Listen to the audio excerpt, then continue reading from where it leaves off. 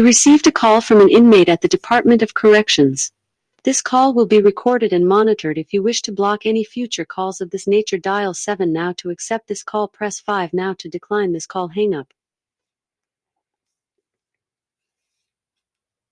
Well, hello there, Miss Yellow Mellow. Oh my goodness. Yes, I am doing fantastic. Well, good, good. With all the stuff that's been going on here lately, I'm a little concerned about the health and well being of the people inside the prison. So, any news that you can give me will work out just beautiful. Okay. Yeah. Well, yeah, there's a lot of things going on in the news today, and yeah, but my primary thing is to stop crime, reduce the prison population, and mass incarceration and death penalty and all that kind of stuff that kind of puts a damper on society.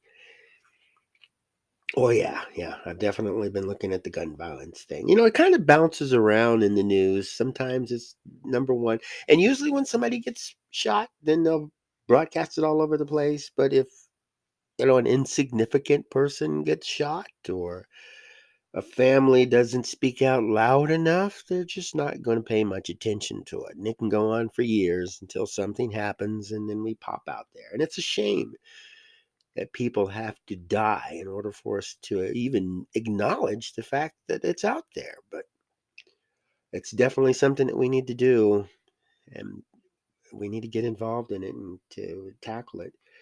And you're one of those people. You went to prison at 17. You're a violent offender. And a lot of these folks that they're attacking are the teenagers. What do you think about all this?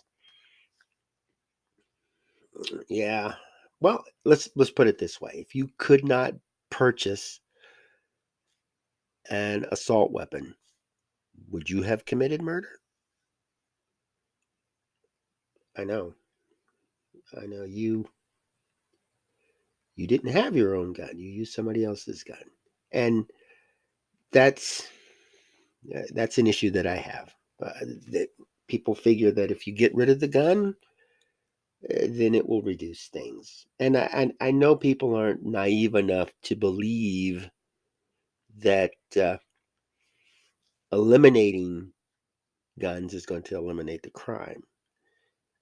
They just know that it will have some type of effect. And, I agree. It will have an effect. It's really hard to tell what kind of effect it'll have in the future. Will it increase crime? Will people break into houses just to steal guns? Will gun violence go up because people just like the challenge? Or will we not increase security in the schools and think that the children are safer? And yeah, well, good. I'm glad you're talking to folks out there. I'm glad you're keeping this uh, topic alive. We need to find out why people are shooting people and then put an end to it. I think we can stop that. Well, self defense, yeah. And you have to look at it like this: if you don't have a gun in your home to protect yourself and somebody breaks in with a gun, it's going to be very difficult to protect yourself. Hmm. Yeah. And, You have 60 seconds remaining. I like those features too, where you can just, use your Apple Watch or you can use your AI and, home security can greatly uh, assist. But we need to fund the police. We need to give them more resources. We need to get more people out there to help us.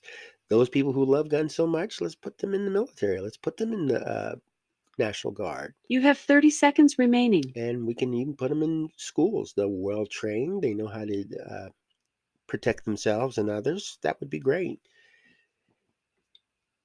Okay, that would be nice. You get out, join the military, become a professional, and go out and teach people.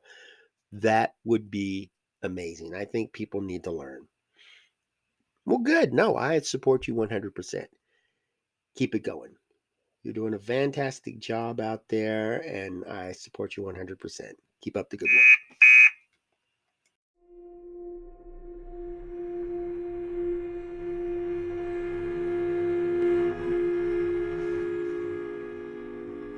Hello, I am Joel Wilborn, and welcome to a QS Inmate Call. And in this episode, I'm just going to tackle the issue of the gun violence and the protection of our youth out there. I've been doing a few things trying to play my part in alleviating this issue. You know, I was in law enforcement, served as an undercover narcotics agent, and I went on a lot of missions out there where I wanted to get drugs off the street. That was my primary goal. I didn't really care about arresting a massive amount of people or harming anybody or breaking up families. I just wanted to get the drugs off the street. In my mind, the illegal drug, was the issue. Uh, Guns, knives, explosives, those are things the ATF took care of, and we worked with those a few times, but we mainly work with the DEA and CIA, customs, and it to me it was like a duh moment. If you really want to reduce drug activity in your area, getting rid of drugs is definitely going to help. And another step would be to help those people who are addicted to the drugs, and that's usually why they buy them. They're addicted. Or the people that just feel that the only way they can make money is by selling the drugs. We need to give alternatives, and I'm all for alternatives. Alternative sentencing, alternative forms of treatment, and alternative weapons out there. We need to give folks a better choice. And by weapons, I mean neighbors, friends, family, supportive relationships. These are weapons in, a loosely spoken way, I could say. And they could be used to fight this crime wave that's going on. Now, for me, I like to do extensive research on something. I don't believe restricting guns, any type of gun, is going to help this in the way we're looking for it to. I know on paper it sounds good, but in reality, it's not really going to help because the guns aren't going anywhere. They're going to be out there till the end of time. Now, I sent a message to Robert Yates and asked him about the current situation. And he said, no, well, my question was about the gun violence. What he thinks is that if he thinks controlling guns, reducing guns, eliminating guns, if this is going to help with this crime wave. And he said the root of the problem is a lack of morality, a lack of installing morality in our children from a very early age. It's also a lack of proper parental guidance and involvement in young men's lives. This is true for street gangs and school shootings. Most all school shootings are by antisocial, disgruntled teenage boys. The partial solution to school shootings can be solved at the local level by ensuring that police officers, schools, security officers are stationed in every school. Metal detectors are installed at entrances. School doors are securely locked when students are inside. Security cameras are installed and monitored, and each nearby police station or sheriff's office has a quick reaction plan for school shooting incidents. The recent shootings in Buffalo and Uvalde were troubled kids who should never have had access to any kind of gun. Both had made threats, both felt alone and bullied, neither one had constant positive parental attention and love. Neither one had an outlet to vent their frustrations. Both needed mental health counseling. All of these were red flags that were ignored. All the gun laws in the world won't prevent violent thoughts or disturbed minds, and we should not punish law-abiding citizens for unlawful actions of the few by restricting Second Amendment gun rights. Now, again, this is from Robert Yates, and he's currently serving time in the Washington State Penitentiary. I agree with that 100%. Yeah, a lot of people have their opinions of Robert Yates, and that's fine. This is America. But he knows this situation a little better than a lot of us do. And you can't help but feel sympathy for the families and the community that are affected by these things. And, sitting in prison, these folks talk about this and they form their opinions and their solutions. And on my Oxyword channel on YouTube, you can tune in to inmates and hear their suggestions on how to prevent crime and help folks. And I think supportive relationships are really good. Now, Robert Yates, he thinks that we need to focus on the person. And one thing that the public isn't really looking at right now is that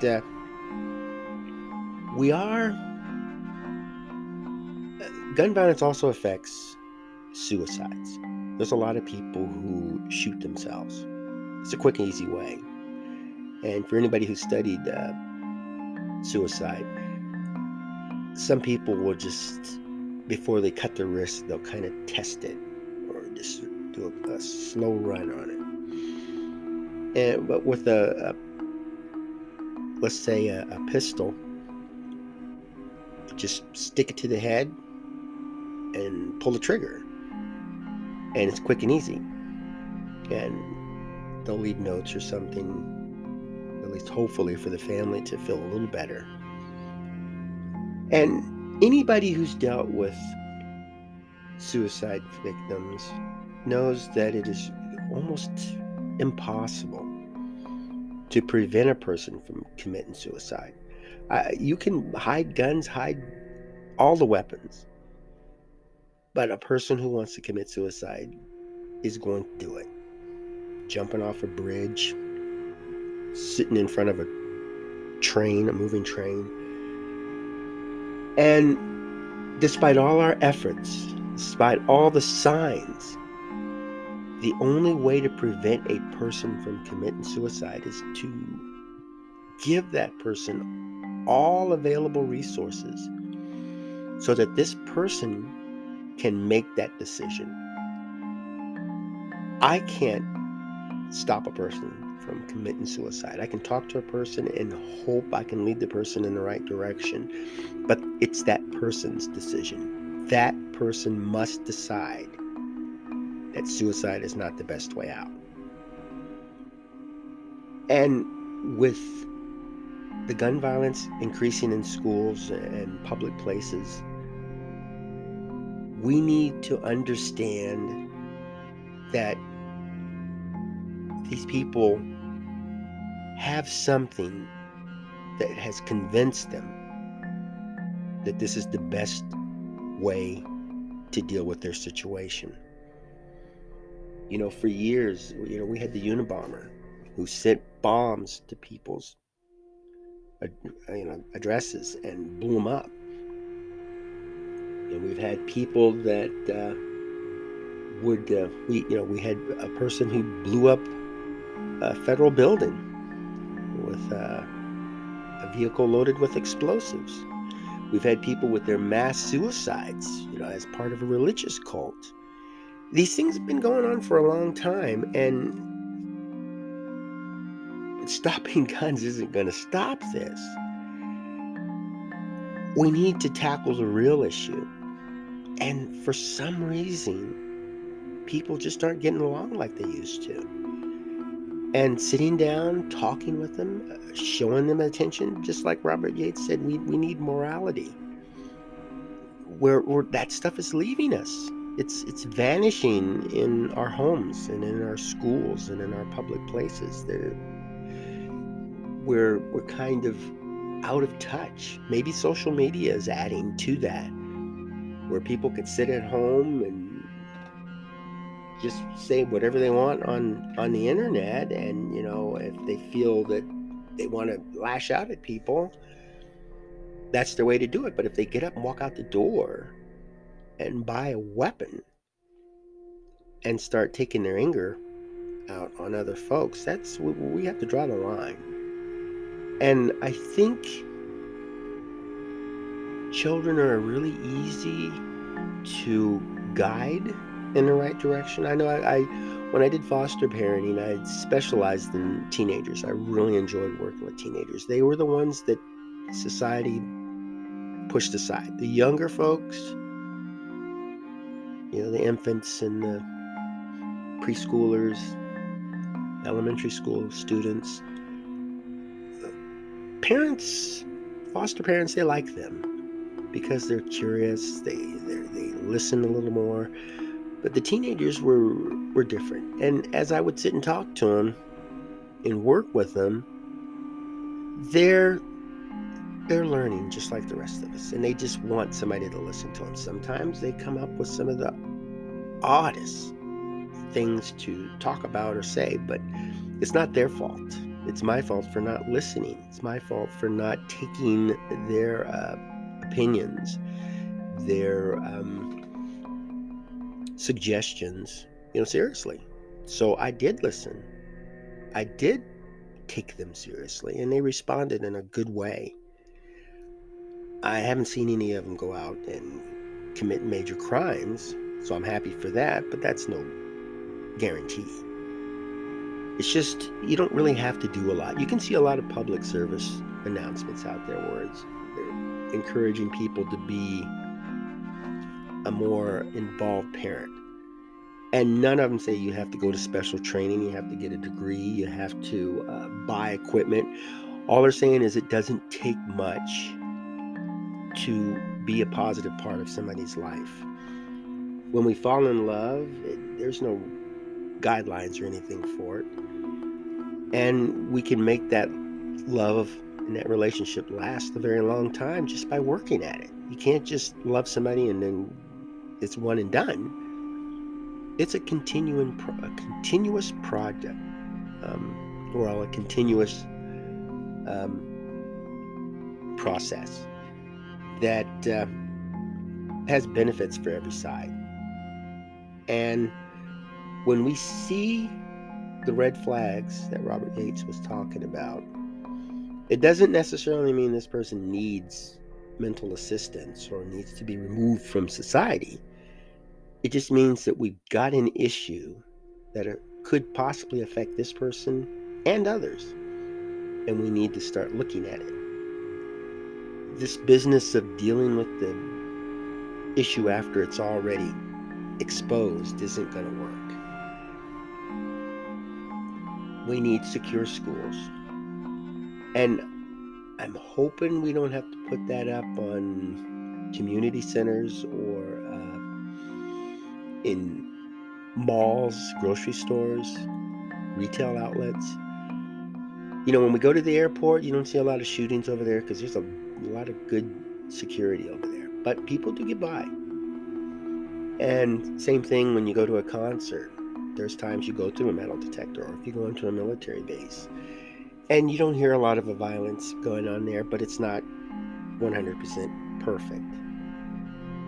It's just that maybe, just maybe, it cut back. If somebody buys a weapon, drives up to a school, gets out, and is immediately confronted by a security officer, this person might just say, I'm not going to take that chance.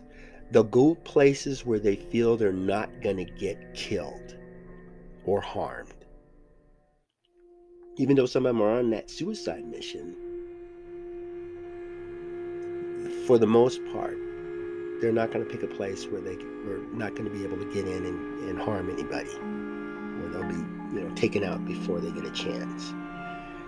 So let's at least give that a shot. I think that's a good idea. It's still in the works, and I'm sure eventually we'll come together, and we have to come together, and we can at least address this in a good way, the way that we need to. I feel so sorry for the families that lost a loved one like that. These people get up and they expect a normal day, and it just ended in terrible tragedy.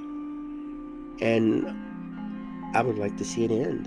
I would really like us to be able to walk down the street, sit in our home, go on vacation, and not have to be concerned about this, not see this kind of stuff on the news. And maybe it's a dream, but I'm not going to stop dreaming on this. I got into law enforcement because I wanted to make a difference. I got into advocacy because I want to make a difference. And I am making a difference. And people who listen to this podcast and ones like it, people who read the news, watch the news, talk about it, they're all taking part in this as well. And we got to keep it out there. We got to let folks know. And maybe one day, somebody who's actually considering commit one of these crimes might talk to you, might overhear a conversation or something and ask what you think. And if you say the right thing, and we don't know what that's going to be, you could save a bunch of lives, including that person's life. But we got to talk. We got to communicate. We got to work together. And instead of making assumptions, we got to listen. And that's what I emphasize the most. Listen. Be there. It doesn't require a lot of work. As long as somebody can pick up the phone, call you, and say, I'm not feeling fantastic today, nobody cares, then you can simply say, well, tell me about it. Let that person, sometimes when people are talking, they hear themselves and think, oh yeah, this isn't the right solution. And maybe they'll ask you for the right solution. But we won't know until we try it. Well, thanks for tuning in. And I hope you go over to YouTube and log into my Joel Wilborn channel. Take a look at some of the videos and reach out. Let's talk to folks. Let's get the word out. Hope you can do that. So go out, have a wonderful day, and make fantastic memories for tomorrow.